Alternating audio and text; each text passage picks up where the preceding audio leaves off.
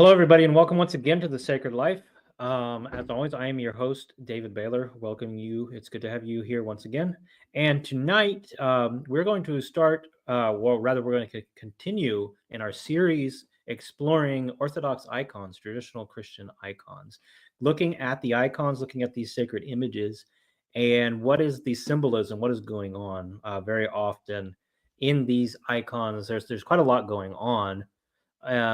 So like it is true to think of icons as serving a teaching function, an instructional function, and they're certainly used that way in the church. For example, if we have icons on the walls of the church, inside the nave, um, or like the festal icons that that we venerate, or maybe even that we have in our homes and things like this. Like that, there is of course a teaching function.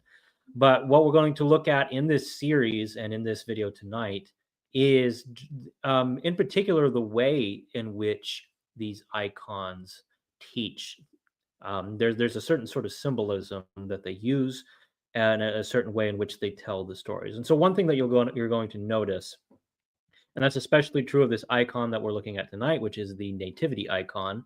You could say the icon that tells the story surrounding Christ's birth, is that um, these images, sort of like what we see with a traditional nativity scene in the West, is not really like a how would you say, like an accurate picture of a single historical moment. So, for example, I remember hearing people complain about this in my younger days about nativity scenes, and it's like, oh well, everything that's going on in the nativity scene, this didn't happen all at once. So, for example, they'll point to something like the shepherds, or the visit of the Magi, and things like this. Like these things not all occurring at the same time, and so it's like complaining about this and saying, well, this is inaccurate to depict this in the nativity scene because all these things didn't happen at Christ's birth.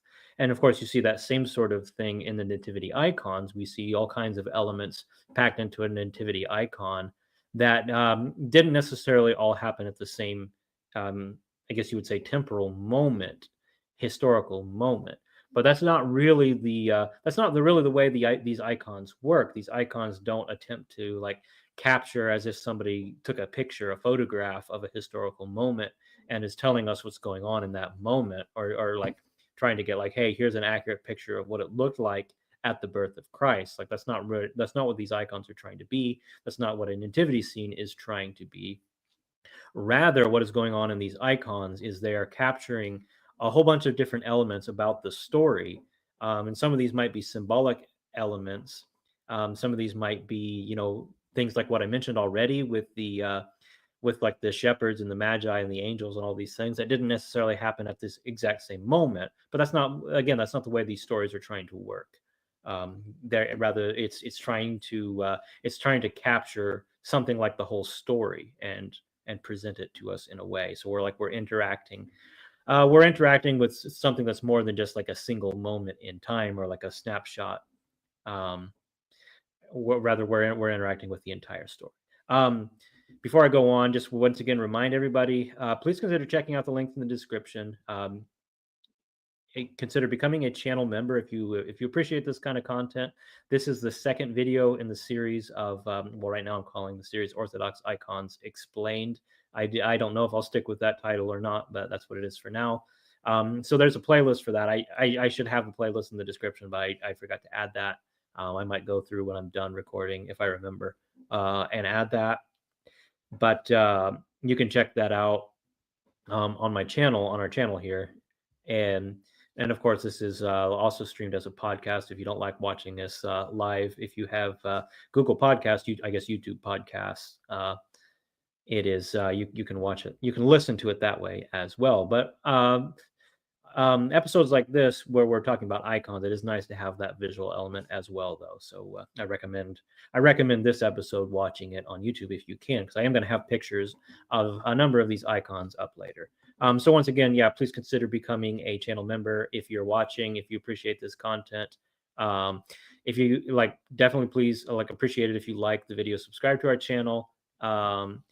Consider supporting with super chats, things like that.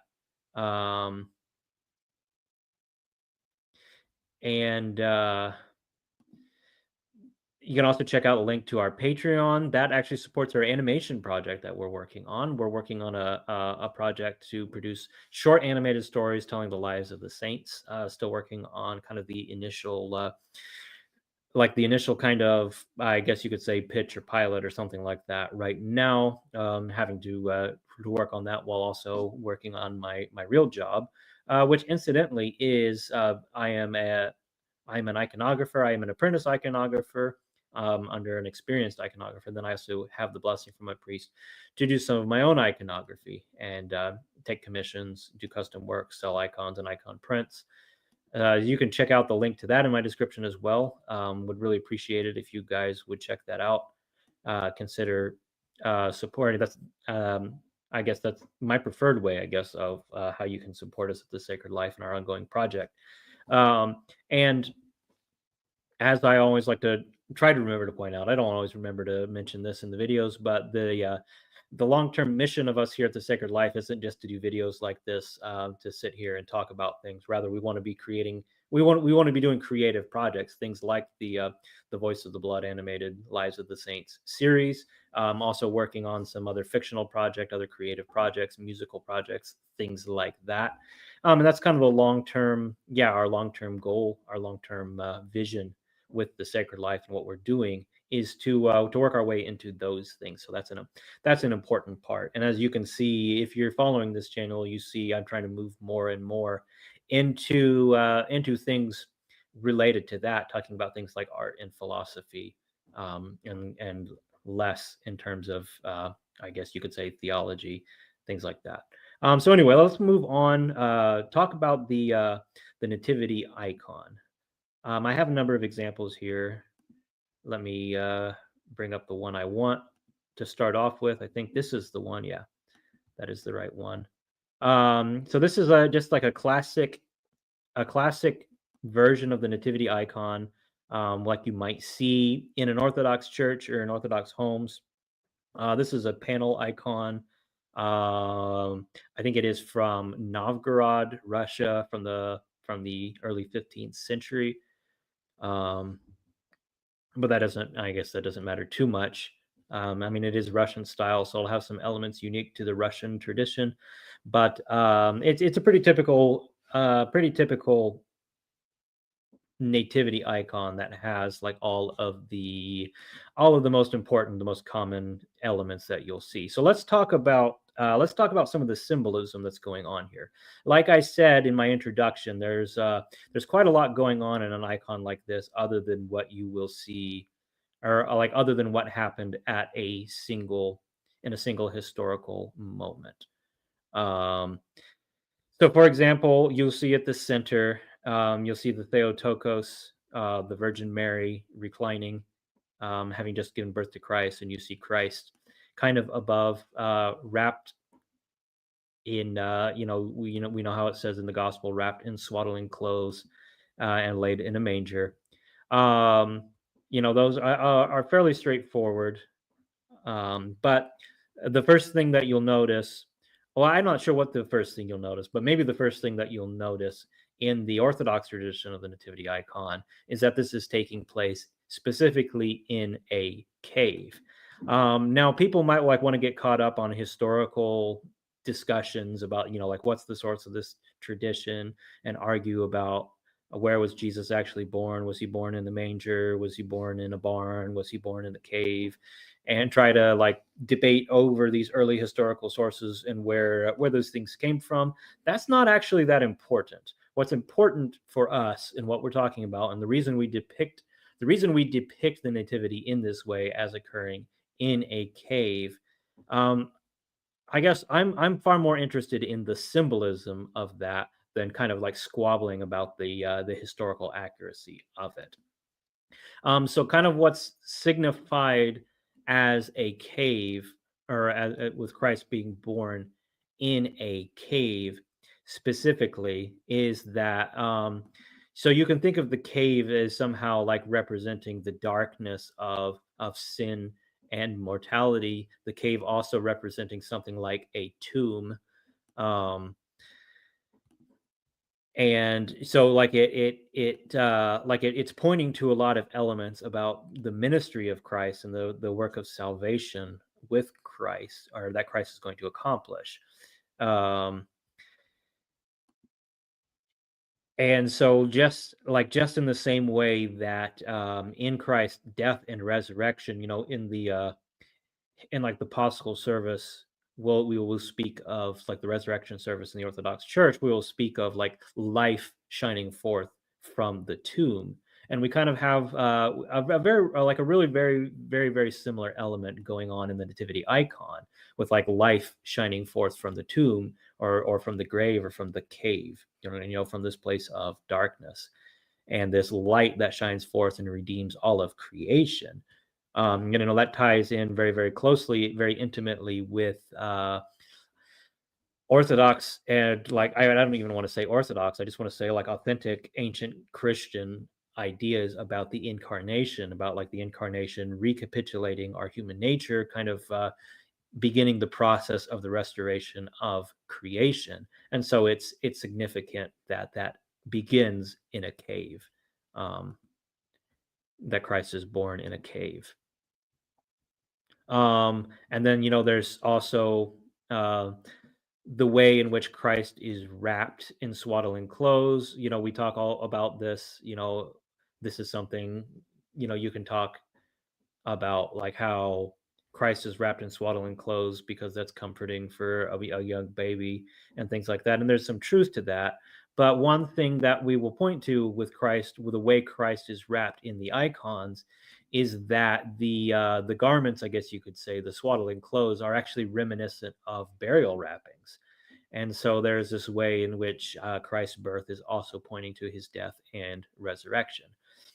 Okay, so then another element that you're going to see in the Orthodox nativity icon, and then you'll also see this typically in the West as well. You'll see this usually in like in nativity scenes that people have in their houses around Christmas time in the West as well. You will notice, and you see it in this icon. Um, Actually, why don't I bring up? Go ahead and switch over to a different version of the icon where you can see it more clearly. I'm just going to be bringing up several different versions of this icon throughout the video so that you can kind of see how these elements repeat across the icons, and then also how sometimes there's some subtle differences in the icons, like maybe a certain tradition or a certain artist is emphasizing certain things. But anyway, what I'm talking about here, you see, if you look closely at the manger where Christ is laid, wrapped in his swaddling clothes, you will notice a donkey and an ox. And so you might be wondering, like, why is Christ depicted with a donkey and an ox? And of course, this, at least in part, is a reference to Isaiah 1:3, which says, "The ox knows its owner, and the donkey its master's crib, but Israel does not know me, and the people do not understand me." And of course, it's more than simply a reference to a Bible verse, because the verse itself carries some symbolic weight, some symbolic meaning. And kind of what's going on here with that is that there's, on the one hand, a recognition on the part of creation, here represented by the animals, by the ox and the donkey, creation recognizing its creator. So, like, even the animals are coming and worshiping Christ at his birth. Um, but then there's also a way in which, like, we will read about this symbolism all over the place. Like, if you follow Orthodox hymnody, if you look at other iconography, other traditions of the church, you'll see this symbol pop up over and over again about the ox symbolizing the Jewish people, and the donkey symbolizing like symbolizing the Gentiles, symbolizing the nations. And kind of what's going on there is, like, an ox is like a beast of burden, like a beast upon which has been laid a burden. And of course, the burden that has been laid on Israel is the law. um, and the Gentiles, they're donkeys, and donkeys are kind of like a symbol of what is like wild and untamed, or kind of stubborn and obstinate. You can kind of think of the nature of a donkey, and of course, if you're in the Middle East, where donkeys are wild animals, there are donkeys living as wild animals. An ox, in contrast, is a purely domesticated animal. Um, and of course, you see also that they are united in worship, which is also like pointing to the fact that that the Jewish people and the nations are united in Christ, are united in the worship of Christ, like the faithful Israel. Um, and of course, like tying that back to the verse from Isaiah that I mentioned earlier. Let me pop that back on screen real quick. At the end where it says, but Israel does not know me and the people do not understand me. And so, like, by kind of bringing to mind this verse and these ideas, we kind of point to that idea as well. That, like, this is pointing to what's going to happen as we go forward in the life of Christ and the history of the church. That the Jewish people, the people of Israel, are not really going to recognize, like John says at the beginning of his gospel, that the light comes into the world and the world does not recognize him. Another thing that you see is if you look at this particular icon, I like this one because it pretty clearly has this element at the top of the angels, like the heavenly host of angels. A lot of times you will also see up here at the top, like some of the Old Testament prophets and figures like that, also like beholding in wonder and amazement the birth of Christ, giving glory to God. I think you had that in that first icon that I had up on screen, if I remember right. And another element, you kind of see it in this one. It's more clear in a lot of others. Let me bring up a different icon now that shows this a little more clearly. I guess just go back to the first one because that has it the best, where you kind of see like the heavenly radiance coming down, like the heavenly light, this heavenly glory shining down upon Christ. Some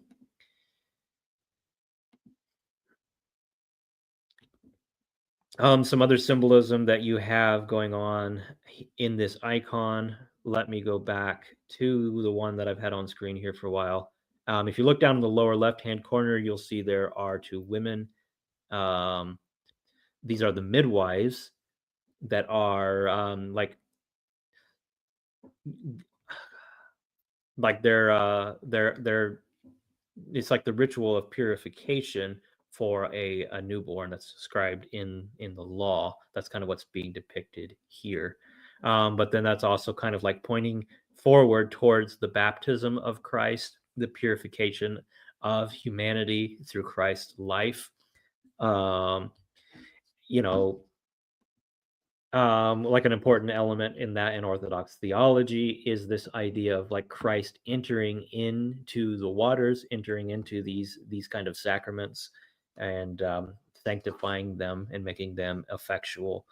Um, and so it's like there's this idea that God, the Word, is submitting Himself to these things. He's submitting Himself to birth. He's submitting Himself to these rituals, and that is for our sake that He's doing it. A lot of people will also say that like the flowing water that you see in connection with that. Let me see if there's some others that show it. Like you usually have somebody pouring out the water. You see it in the bottom right on this version of the icon, as also like reminding us of the Jordan in Christ's baptism in the Jordan, the waters of grace, and so on and so forth. And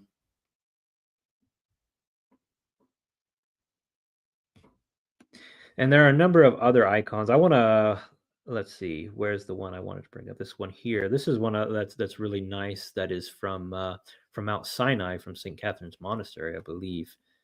And this one's interesting. I like this one because it actually has quite a lot going on. So again, if you look at the top, you see like the heavenly host of like the prophets, patriarchs, the angels, all those things. You see again, very clearly the light radiating down from heaven. You see the ox and the donkey, Christ wrapped in his clothes, which here look even more clearly like grave clothes than they did in the previous versions that we've seen. But you also see, like, I like this icon because it incorporates a lot of elements from the whole like birth and nativity cycle of Christ. It goes beyond what a lot of icons do. So, like, you see also the Magi bringing their gifts to Christ, which is again another element that you'll often see in nativity icons.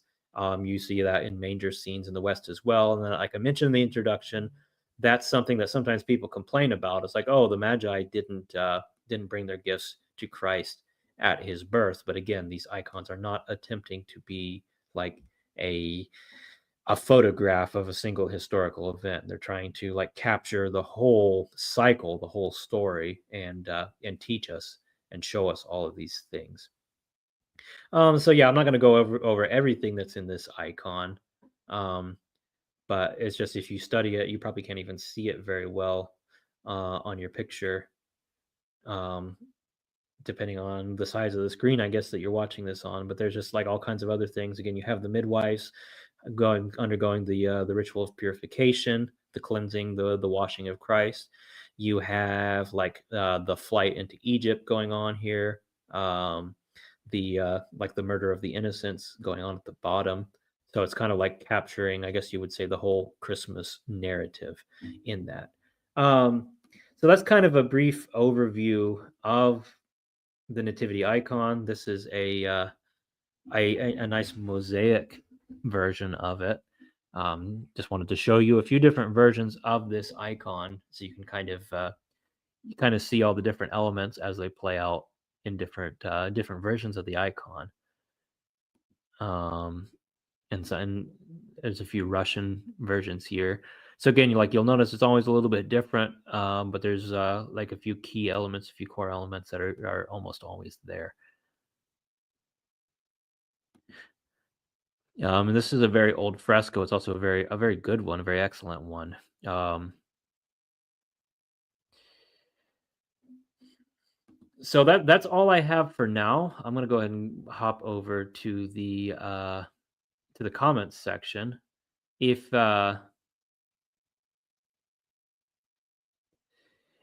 if Oh, let me take my picture off the screen so you can see my wonderful face. If anybody has any comments in the chat, I'll give a little bit of time for that, but I don't mind keeping these icon videos short, to the point. So I probably won't be answering any question that don't have anything to do with the topic. Um, Somebody in the chat did ask, what are the Magi? The Magi are, it's described in the gospel accounts of the Magi coming and worshiping Christ. These are the ones who come to Herod and say, like, we've read the signs and the stars that say a king is going to be born, and we are coming to bring him gifts, to offer him gifts, as you do to a great king. And it's, I don't know, there's a number of different theories of who they are. I guess the theory that I would say, like, look at the I don't know. I was going to say the theory that I subscribe to, but I think it's better to, instead of say what I subscribe to say what the Orthodox and the ancient Christian tradition about them. And let me bring that up real quick, actually, because I should have had that on hand, but I don't.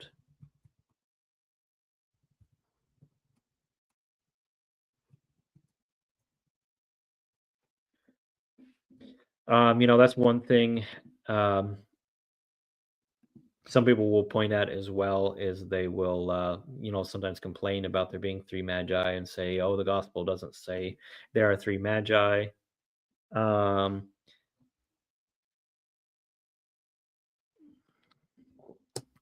but there are three gifts being being offered.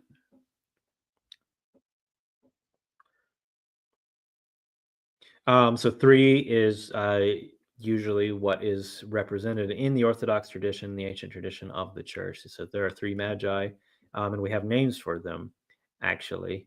And there usually the tradition holds that they are Zoroastrian priests, actually, or Babylonian. Okay, so sorry, it's a little more complicated than that. One is a Zoroastrian priest, one is a Babylonian astrologer, and one is an Arab sage. And I think if you go to Iran today, you will actually find that there is a church in Iran um, that is built upon the grave of one of the three magi. And their names are traditionally Caspar, Melchior, and Balthazar. Um,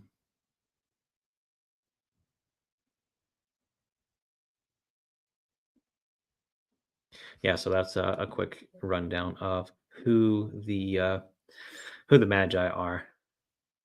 So I guess if there are any other questions about specifically about the nativity icon, um, I will answer those. But again, like I said, I'm not going to answer questions for these videos, for these icon videos. I'm not going to talk about. We're not going to do a general Q&A about other things. I like these ones to be a little more topical. I'm seeing a lot of chatter going on, but not about the topic. So I guess if that's all, I'll go ahead and sign off. Appreciate all of you joining me here this evening. Again, please consider checking out the links in the subscription to how you can support this channel if you like what we're doing. If you have thoughts, suggestions, etc., um, on what we can do, what you'd like to see us talk about. Um, Go ahead and leave those in the comment section. Sorry, I'm a little bit distracted by the craziness going on in the comment section. But anyway,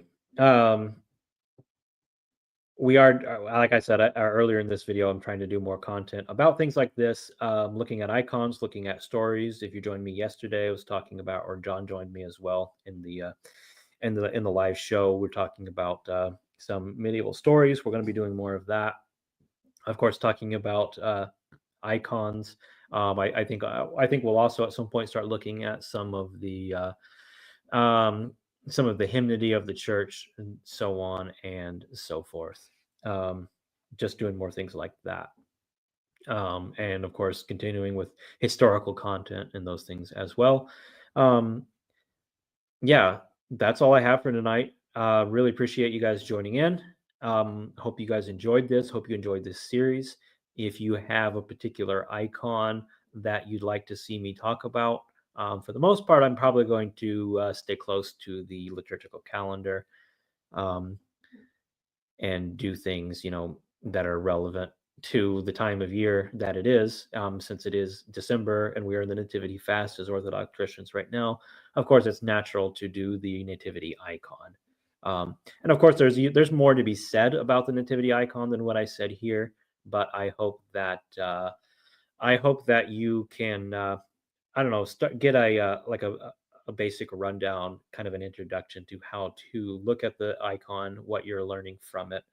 Um, and as we go forward in this, we will have I don't know, you'll learn kind of what the symbolic language of the icons is. One thing I actually wanted to mention as well. This is something I talk about actually with my teacher, the iconographer that I study under. We've talked about this with each other, gone back and forth with like some other iconographers as well, and like we're both like really into studying medieval examples of iconography. And one thing is like there's a lot of myths out there and a lot of misunderstandings about the like the symbolic language of icons. A lot of instances of people reading into things and kind of inventing symbolism that isn't necessarily there. And one example that I'd point to was something that I actually have talked about in the past, and maybe was a little bit off on that, but the colors used in icons aren't always carrying the sort of meaning that some people think they are. But that's not saying that they never carry any meaning at all. But that's just an example of there's a mixture of good ideas out there on like what's going on in icons, how to read the symbolic language of icons, but there's also some notions that people have that at the very least are not universally true. And of course, when we're talking about icons, we're talking about something that spans 2,000 years of Christian history. So of course there's going to be some variation and so on. So anyway, that's all I have to say. Once again, thanks everybody for joining me. We'll keep talking about more icons and keep producing content. Won't have a show tomorrow. Wednesday is always my day off. I appreciate you guys tuning in. And until next time, wish you once again the peace in Christ.